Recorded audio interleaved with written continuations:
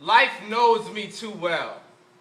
From the minute I burst from her shell, I just yelled. My first memory consists of a last kiss and a death wish, a fading photograph and a cracked concrete epitaph that reads, when my outer is ugly, it's my heart that laughs last, patiently waiting with pen and grass. I clutch the last bits of liquid sanity, ink, and pen a permanent self-fulfilling prophecy like laugh now, cry later, but I really wrote in reverse, cry now, laugh later, because when I am old, my feeble soul may need the medicine of laughter when it's mind over matter of fact that I am more than just a bad joke played on a 1986 record, and my pen glides like a bald eagle with Parkinson's. It gets a little difficult to write in the silver lining, and my art is a kite string of a dream crash landing face down in a stream of consciousness, rescued by a pen and pad, revived by a poet. The poems, my patient. Imagine diving headfirst into an ocean of oration, a synapse sea full of gray matter. In my first memory,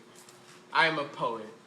Full of all the issues and baggage in the world, like a shopping mall, a suitcase tongue, air my laundry under the spotlight so I can dress clean in the audience, pack light to keep my skeletons clothed, to make sure metaphors and similes fit over heads and not go over heads. Each morning I wake up sober or dead. Every day is a rebirth. We must die in order to appreciate living, fall in order to develop the balance to stand. My hands are cracked with carpal tunnels, road mapping the universe. This is the truest verse I ever wrote.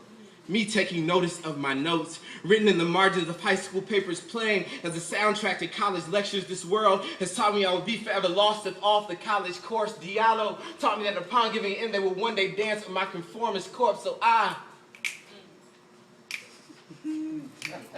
dance to the soundtrack, bound back in decibels of defiance, resounding loud as rolling seas are 6:23 on a Tuesday morning. Born, black skin so heavy with history, mama says my cry sounded more like a freedom song, a black power poem, sprinkled with innocence. Said a month before, I was kicking peanut of nursery rhymes in the workshop of her womb. Water broke like Franklin County Creek water baptism on an uncomfortable swimmer. I said, water broke like Franklin County Creek water baptism on an uncomfortable swimmer. When she held me for the first time, my back cracked like the spine of a book. She carried me for 9 months before she was able to C-section. She never knew she bleeds so much from a paper cut. Every day is a rebirth. This poem has chosen me. These poems are choosing me. They are strumming my vocal cords in Santana sonnets, a black magic mantra, soundtrack to my life. The quarters of the classroom took a confidence for the rhythm of soul to paper cadence, so I pumped up the volume on my voice, then marched military meter against the mainstream. Good intent artillery fought stigma with stanza. My first memory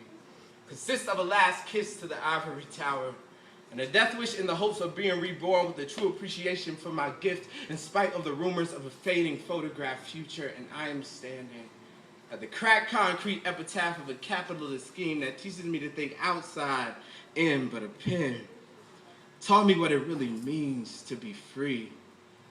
I chose my weapon as wisely as she chose me.